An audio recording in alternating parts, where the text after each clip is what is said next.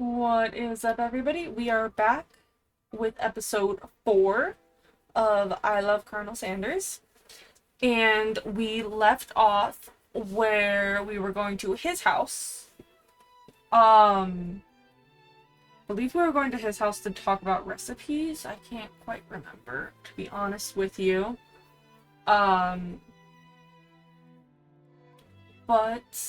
first off, this is gorgeous. I love this little view he has going on over here. It's gorgeous. But without further ado, let's get back into the game, yeah? Stepping inside Sanders' home, surrounded by his things, you start to feel a special bond with him. It looks like you've lived an exciting life, Colonel Sanders. Every day can be an adventure if you approach it with the right attitude. Long ago, I made the decision to never stop searching, never stop working, never stop imagining. Have you been working on any new recipes of your own lately? I'm always excited to talk food with another ambitious chef. Well, there is something. It's just a side dish that I've been tinkering with, trying to find the right balance of flavors and textures. I'm not sure I've nailed it yet, but I'm close. Colonel Sanders' eyes perk up as he starts to wonder what dish you might be describing. It's meant to pair with something spicy or something crispy. Perhaps both? Now you've got him right where you want it. Should you reveal your new creation to him, or keep it a secret just for you? You decide that you're as ready as you'll ever be to share your original cooking with Colonel Sanders.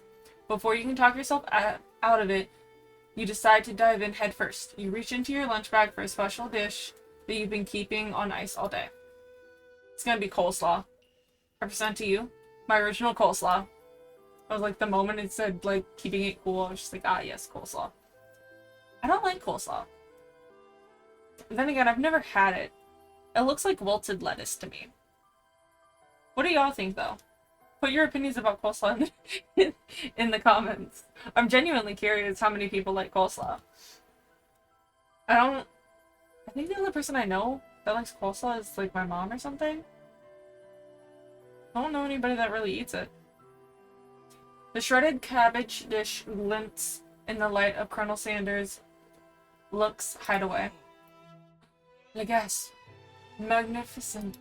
Together you chat on the creamy slaw until just a spoonful remains in the bowl.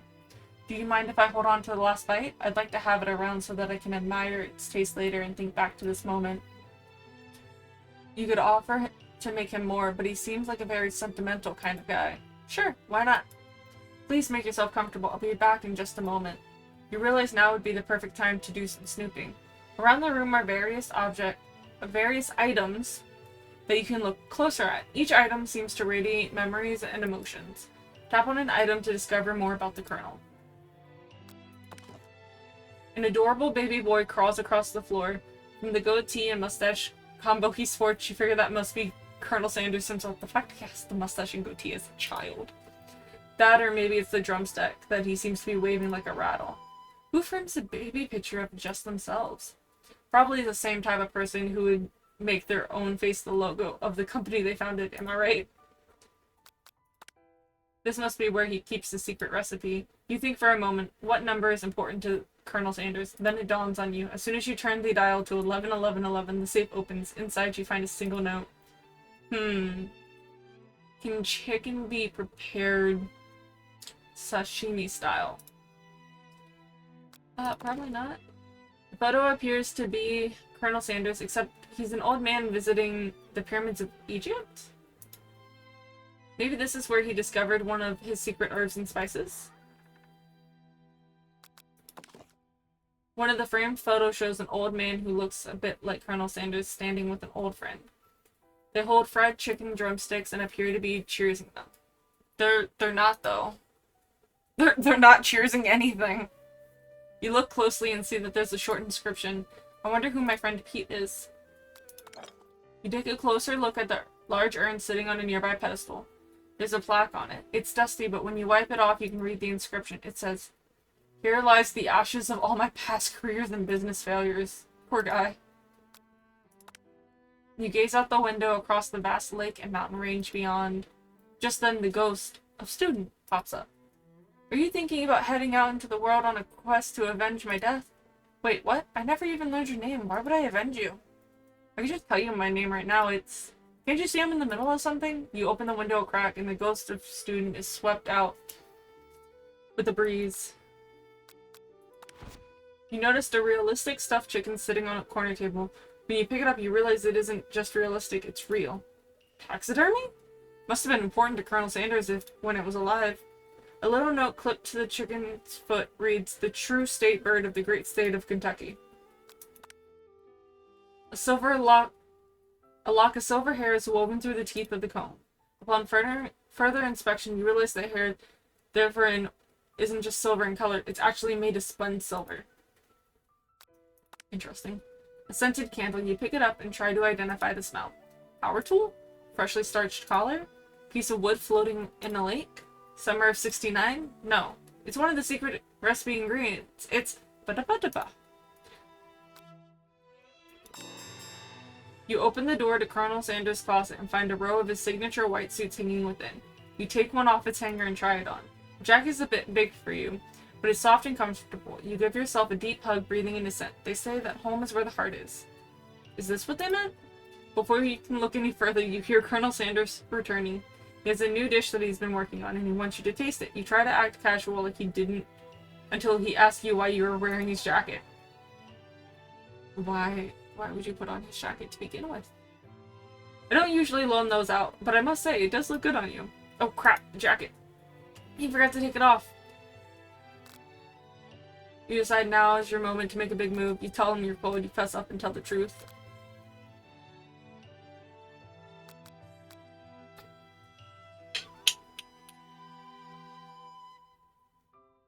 I don't know. I feel like the truth is the best option, but that, I don't know, that doesn't typically go well. Make your move? Oh. Nothing we play. I thought that just meant confess. Apparently it meant something else. Whoopsie. Oh god, that's a big backtrack. We're just gonna fast forward to where we were. Because that's a big backtrack. Damn.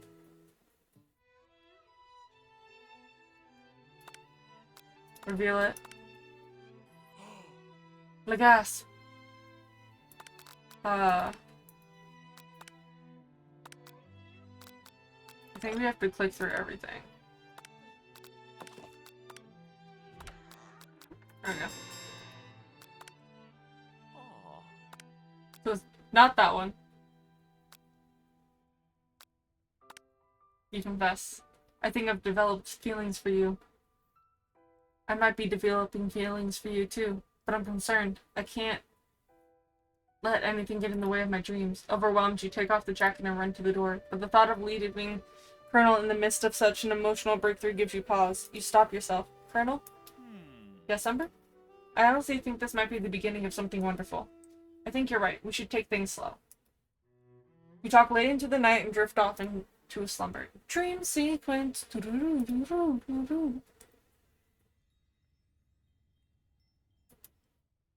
Okay. You awake to a beautiful morning in Colonel Sanders' hideaway. Did you make the right decision on how to respond to Colonel Sanders? Only time will tell the truth. Today is the day that could change the rest of your life. Your thoughts are interrupted when Colonel Sanders emerges into the room. He's holding a gorgeously plated breakfast and your mouth waters at the sight of it. Here, a simple breakfast I just whipped up. It's meticulous. You taste Colonel Sanders' food and it takes you on a journey. When you return, he's waiting to ask you an important question. So, would you say that we're a perfect match? How presumptuous. My cuisine and your taste buds, that is. Such confidence, such grace. Could he be the world's greatest gift to cookery? You know, I think we might make a great team. A single tear begins to pull in the corner of his eye as he gazes out the window. And with the right business partner, I know I can't fail. Business partner? Could he be talking to you? It's all happening so quickly. Overcome with emotion and confused by your feelings, you're on the verge of tears. Unable to speak. The only answer you can find is to run out the door and get home. There's still one more day of school after all.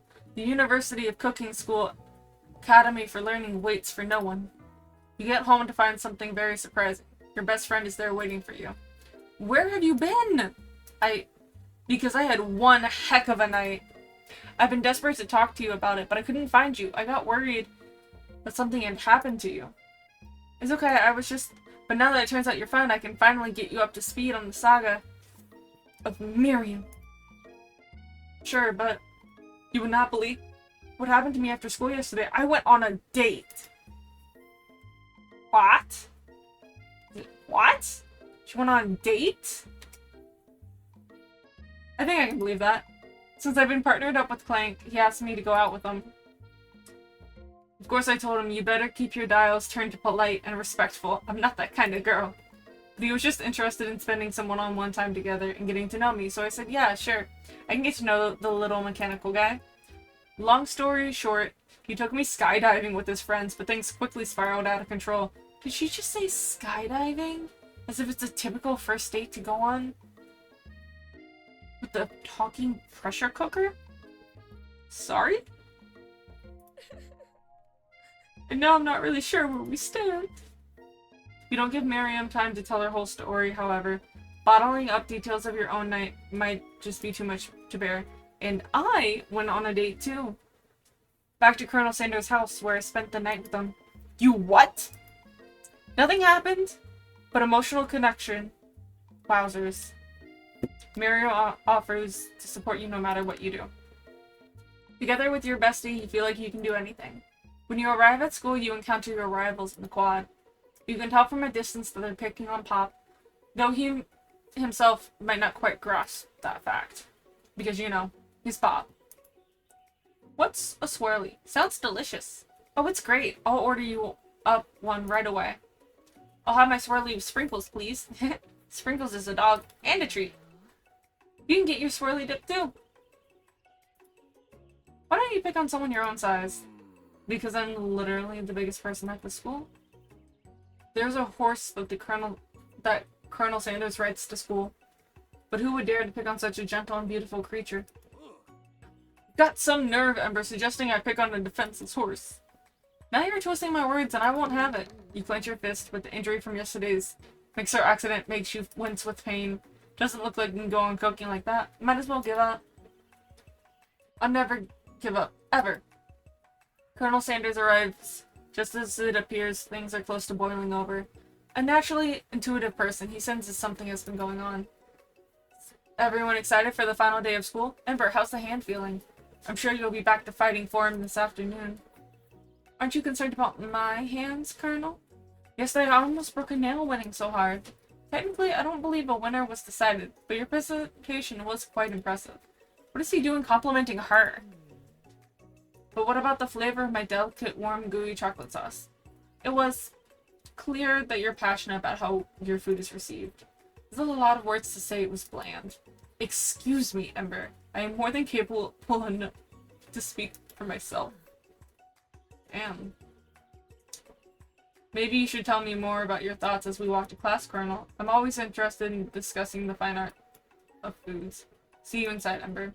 Annoyed by Colonel Sanders' inability to see Ashley for who you know she really is, you walk across the quad to get some distance. In an attempt to distract yourself from how slighted you feel by that interaction with Ashley, you take out the spell book you recovered yesterday and start flipping through the pages. Whoa, what's that book? It looks like bad news. It's just something I found lying around. It would appear to be some sort of grimoire, but I don't really believe in that magic stuff. A grimoire? Like a book of spells? I don't know. Who would spend so much time decorating a magic book if it weren't really powerful? I can think of one surefire way to find out. You open to a page covered with arcanic warnings. Cast only in case of extreme emergency, it says around the edges of the page. I could use the spell here that says it would erase anyone I choose from all my memories. If I scrub out Colonel Sanders, it would probably help me focus better on the upcoming final exam. That is way drastic. Couldn't you do something else? Like, anything else? Not rooted in dark magic? Maybe tie a string around your finger? Okay, fine. It is drastic, but desperate times call for desperate measures. You got a memory erasing spell sitting right in front of you and a pretty good excuse to try it out. No. You take your friend's advice and put the book away. It's almost time for class. Sprinkles is already in the room waiting for the students to arrive. He clears his voice to make a quick announcement. I want you all to know I feel something of a dog moment coming on, but I assure you it's nothing to be afraid of. His cute little nose scrunches up and he begins to breathe quickly. He must be hungry. Reach for some old homework to give him a snack. Dogs can be rather unpredictable, especially Sprinkles. Wait and see what happens. Sprinkles stops in his track, focuses on the window. The room is deadly silent. When you follow his gaze, you see a tiny orange squirrel perched on a cherry tree outside. Sprinkles turns feral, runs to the window of the classroom. He begins barking uncontrollably at the squirrel outside. Terrence? I told you to never come back here, Terrence. I will destroy you, Terrence. Sprinkles is barking ferociously, drool flying off its face. The squirrel looks over but doesn't say anything back. You wonder, is that even a talking squirrel? Who named him Terrence? You better not show your chubby cheeks around here ever again. After Sprinkles is satisfied that his presence has been felt by not only Terrence but any other squirrel in the hearing area, he returns to his professional tone. I apologize for that outburst. This actually brings up an important point. Thank you, Ember, for reminding me to dole out this indispensable bit of wisdom. You see, before he can go any further, Miriam's love drama spills over into the classroom. Sprinkles is interrupted by rolls and sparks coming from the back of the room. I told you to save it for after class. You think I wanted to be thrown from a plane strapped to a stranger? Miriam and Clank appear to be arguing, but you still haven't learned to speak Clank's language of mechanical noise.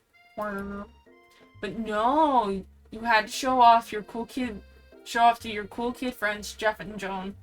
J&J forever. Watch us form a triangle in midair as we descend. Triangles are the strongest shape, don't you know? Bzz. Yeah, well that doesn't make it a great date. Beep. Then take Jeff and Joan with you. You can all hold hands as you pedal down the mountain or off a cliff for all I care. Sad beep.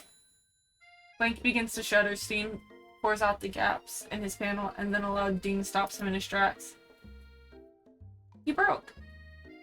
Beep. No amount of seasoning is going to make me want to eat that, Clank. Clank burps out a completely deep-fried snicker. Considering that he himself has wheels, not feet, it's not entirely clear where it came from. In terms of deep-fried footwear, I guess it looks okay? Clank slowly rolls out of the room to be alone with his shoe. Everyone tries to pretend that they didn't see that entire thing go down. Poor Clank. Poor Miriam. That's just unfortunate. Nothing like a loud public breakup to cast a pall over the final day of school. Well, that was unfortunate. It was definitely something, Sprinkles. But we mustn't be distracted from what lies ahead. The final competition showdown challenge exam. TM. I'm still working on the title, but I think you get it. Test time approaches. See you all in the arena. But before you can think about your upcoming competition, there's a very beautiful soul nearby in need of a pep talk. Hey Miriam, are you okay? Okay, I'm so mad I could smash a tiny mug, spilling several droplets of hot cocoa all over the floor. How could he embarrass me in class like that, in front of everyone? Her tiny cocoa is a delicious treasure, so you know that this breakup is no joke. Even if the source of her frustration is such a silly boy. I know that you know this, but I'm gonna say it out loud. You don't need anyone. Me and you, we're gonna cruise through this final test, hit the carpool lane to Success City. Miriam brightens up, imagining the wind rushing through her short bangs, but she hesitates to embrace the feeling all the way. You're not gonna saddle up on Colonel Sanders' stallion and ride off into the sunset without me? Of course not. Well, maybe, sorta. But I'm sure there's a pony out there with your name on it, and a big ranch big enough for both of us and whoever else we want to bring along. If it's not Pop or Clank or anyone else you meet today, tomorrow, or this whole year, so what? You're a special person who shouldn't settle for the first someone to show a little interest anyhow. Miriam gives you a big hug and wipes the tears from her cheeks. I should really review my menu for today. I'm gonna make a very special soup. And I bet that Professor Dog is gonna love it. While you were pep talking Miriam, you completely missed lunch. But that's okay, because you had a better idea of how to spend the time before your exam. You decided to head to the arena early to practice a dish. That is, the location of your final exam. A test of will, a test of courage, a test of talent, and a chance to beat the pants off Van, the supposed man, and his eviler counterpart, Ashley. As planned, you begin to run through a quick test of a recipe you've been working on, Ember's famous chicken pot pie. After practicing for months, making this dish comes second nature to you, and you're quickly able to get a fresh pot pie in the oven, but as soon as you do, your cram session is interrupted by Colonel Sanders. Ember, what are you doing here? There's still time before the final exam. Oh, just taking it all in. I'm big into visualizing success. I'm looking at my station and picturing victory. The pot pie is beginning to bake, and the smell slowly filling the space around you. Visualizing, huh? That's too bad. I was hoping you were here cooking something delicious. You'd usually happily share your food with anyone who is hungry, but the last time you let Colonel Sanders get in your head, it cost you a cook-off. You decided that it's time to put your cooking above your romantic desires, but that decision gets hard to stick to when the oven timer goes off behind you. Bust up about your practice dish. Okay, you got me. I'm doing a little more than visualizing. I know, my nose can smell a pot pie from 400 yards. That's an oddly specific distance, but you'd expect nothing less from an oddly specific man. You knew it was a pot pie just from the smell? Not just a pot pie, but a chicken pot pie. With an all-butter crust. And my nose is telling me something else. Oh no, is it burning? No, I can smell that it was made with a heaping helping of TLC.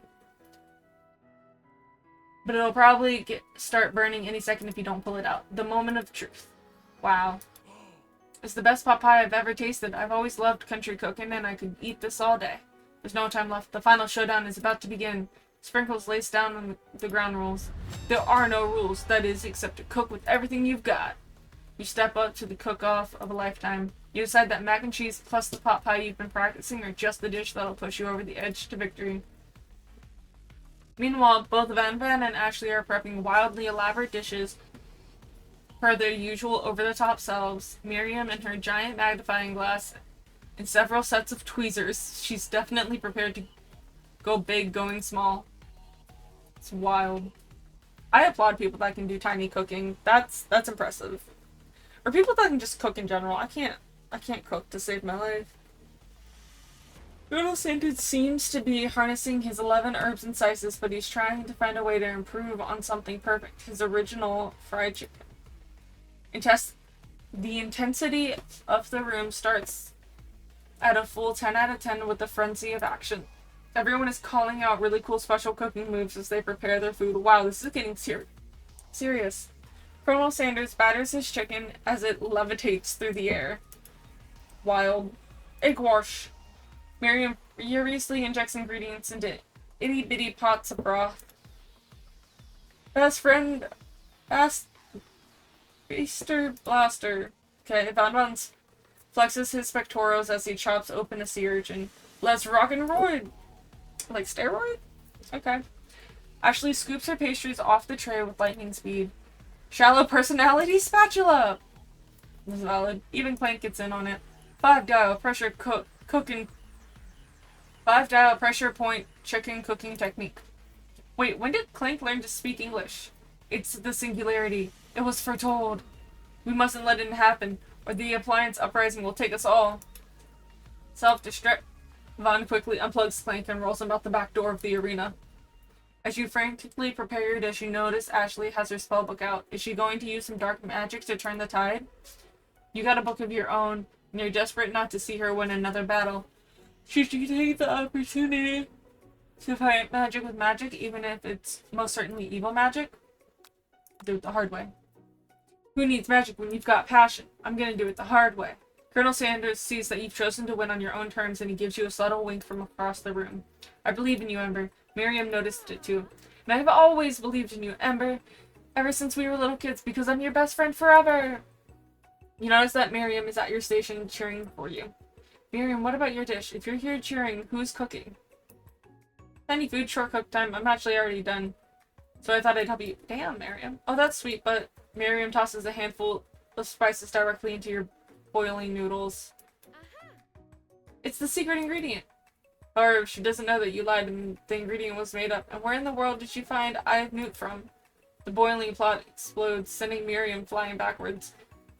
The watery noodles begin to swirl in the air, bubbling up from the dark cloud that thickens and congeals before your very eyes. It is I, Steve, the spork monster. Steve? Wait, what happened to Borko? You're not here to battle me, are you? We spork monsters are many. I think Borko had the day off. You have conjured Steve, and I hate the battle, so I'd say you're doing pretty alright. Oh hey, you're in the middle of a cooking competition? I love this stuff. It's better than TV. You crazy kids and your culinary skills really impress me. Mind if I hang out?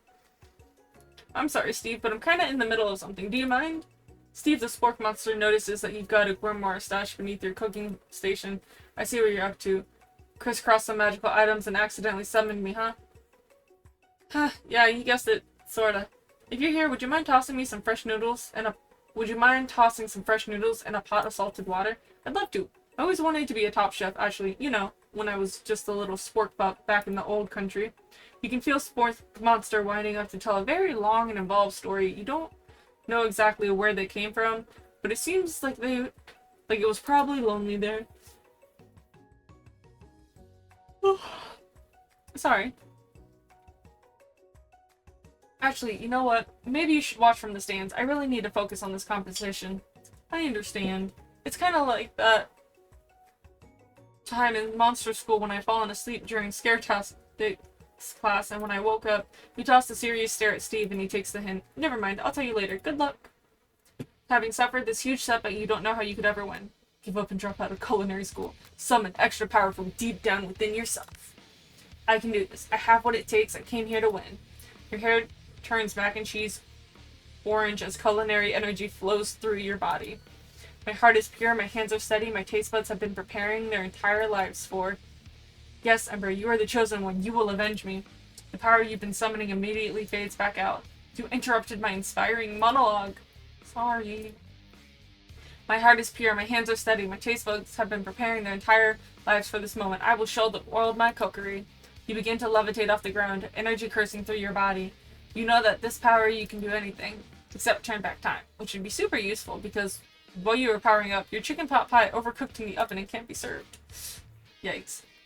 But don't worry, dear Ember, you may have suffered some setbacks, but all is not lost. Impressed with your fortitude, Colonel Sanders decides that you have earned his support. I've been watching you today, and I must say, I'm truly impressed. You've been thinking on your feet and rolling with the punches. He steps up to your station and stands right beside you. I am here to help. And all you've managed to make is mac and cheese. Time is almost up, but you're going to need it. But Colonel Sanders, what about the test? What will happen to you? What about the rules? Following the rules has never been really my thing. I follow my heart. What a guy. Wowie. Colonel Sanders unfolds a delicate white towel to reveal the most delicious fried chicken tenders you've ever laid your eyes on. And besides, sometimes unexpected combinations can have surprising effects that surpass their individual efforts. Are you suggesting if we combine forces, we can form the perfect food union? Time's up, students. With time expired, the moment everyone has been waiting for. You must prepare to present your dishes. A handful of students stand tall, but the class seems incomplete. It seems we're missing some students. Pop? Plank? From off-screen you hear a pure and innocent giggle that can only be from one student. I'm flying. Sounds like it's coming from the broom closet over there. Miriam, would you mind? Inside the closet you see Pop hanging on a broom hook from the elastic of his underpants. Pop, get down from there right now. Let me guess, did Van Van have something to do with this? When someone asks for a wedgie, who am I to refuse? I thought wedgie was a salad. It looks like Pop is eliminated from the challenge, seeing as he didn't cook anything. I can't feel my legs. May I be excused? Sure. You kids and your pranks. I must say, it's not the worst prank in UCSL history, but it's not exactly yearbook material. Wait a second. Plank. Where did that pressure cooker roll off to? You wait to hear signature, whirl, beep, or other onomatopoeia, but there's none. Somehow he must have gotten unplugged. I guess we'll have to figure that out later. That leaves only 4 remaining students. Please collect your final projects. Yes, it has been a long semester. Wow, 3 whole days long. But after days of hard work, the time has come for me to eat. Miriam, please step forward. Now describe your dish. I have made tender udon noodles and savory soup. That looks really good, actually. My word, it's so delicate. Is that teeny tiny Narumaki?